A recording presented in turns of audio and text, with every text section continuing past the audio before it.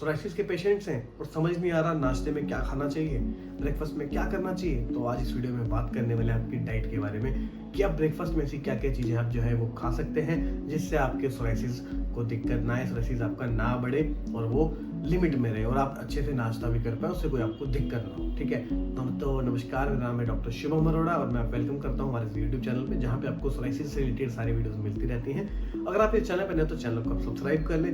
जो भी आपको सोराइसिस से रिलेटेड जो प्रॉब्लम्स होती हैं, कुछ क्वेश्चन होते हैं, डाइट्स होती हैं, होम रेमेडीज, तो आपको इस चैनल पर मिलती रहती हैं, तो चैनल को जरूर सब्सक्राइब कर लें। तो बात करेंगे हमें क्या खाना चाहिए नाश्ते में अगर हम सोराइसिस के पेशेंट हैं तो यहाँ पे। ठीक है, तो सबसे पहले आपने ध्यान रखना है, सबसे पहले तो आपको वो चीजें ध्यान रखनी है आपने जो नहीं खानी है। ठीक है, हमें सबसे पहले किसी भी चीज का साइड इफेक्ट पहले पता होना चाहिए, बाद में बेनिफिट हम पता कर सकते हैं। तो क्या नहीं खाना वो जानना सबसे पहले जरूरी है, वो मैं आपको बता देता हूँ। रेड मीट का कंजप्शन आपने नहीं करना है बिल्कुल भी। अगर आप बिल्कुल ठंडे प्रदेश में रहते हैं, किसी हिमाचल जैसी जगह में रहते हैं, तो आप हाँ चिकन कुछ लिमिटेड, बिल्कुल लिमिटेड बता रहा हूँ, एग खा सकते हैं, वो भी बिल्कुल लिमिटेड। ठीक है, बट आपने रेड मीट का सेवन नहीं करना, दैट इज कंप्लीटली मना किया गया इसको खाने से, रेड मीट को। ठीक है, रेड मीट का आपने सेवन बिल्कुल भी नहीं करना, अल्कोहल का आपने सेवन नहीं करना मॉर्निंग में कभी भी। ठीक है, तो आपकी क्या होता है, अल्कोहल से जो बॉडी में डिहाइड्रेशन हो जाती है और पहले ही सोराइसिस में क्या होता है, हाइड्रेशन, पानी की कमी हो जाती है, ड्राइनेस हो जाती है, उसकी वजह से इचिंग भी होती है।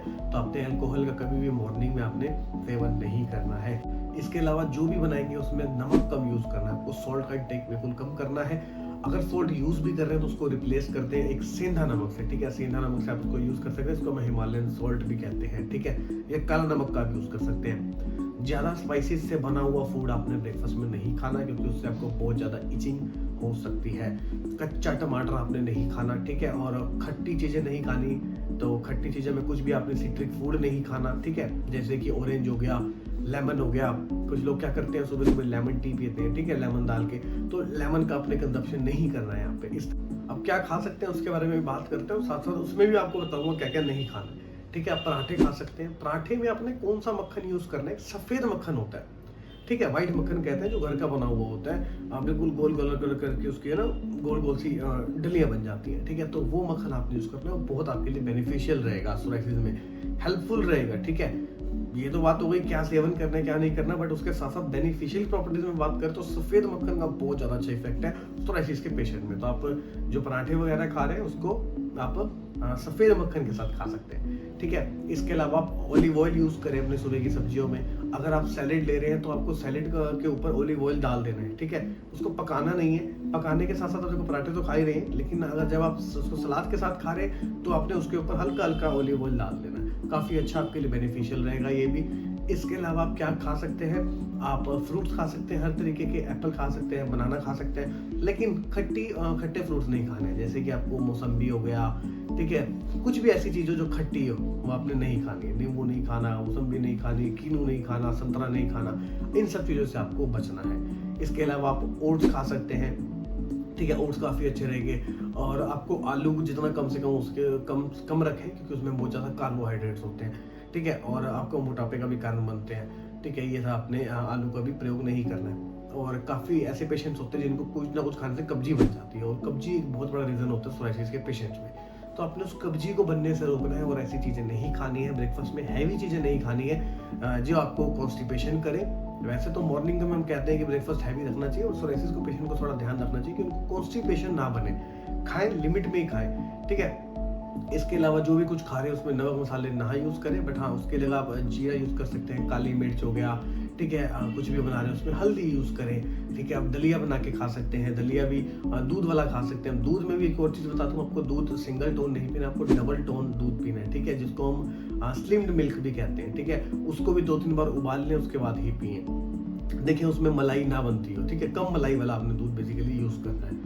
डोसा आप खा सकते हैं। ठीक है, डोसा में भी जो आपका सांभर बनेगा वो ध्यान रखिए वो खट्टा ना हो। ठीक है, आपकी जो कोकोनट की चटनी है वो खट्टी ना हो। ठीक है, इडली खा सकते हैं, वड़ा खा सकते हैं, और इसके अलावा रोटी सब्जी तो चलो खा ही सकते हैं, ठीक है, बट रोटी भी जितना हो सके कम से कम यूज़ करें और अपने फ्रूट्स को ज़्यादा ऐड करें। और फ्रूट्स जब भी खाएं, जब भी आप जैसे खाते हैं, ठीक है, अगर आप रोटी भी खा रहे हैं तो उससे आधा घंटा पहले या आधा घंटा बाद में आप फ्रूट्स या वेजिटेबल्स खाएं, साथ में ना खाएं। आप वॉलनट खा सकते हैं जो ओमेगा 3 एसिड से रिच होता है, ठीक है, और पीनट्स खा सकते हैं।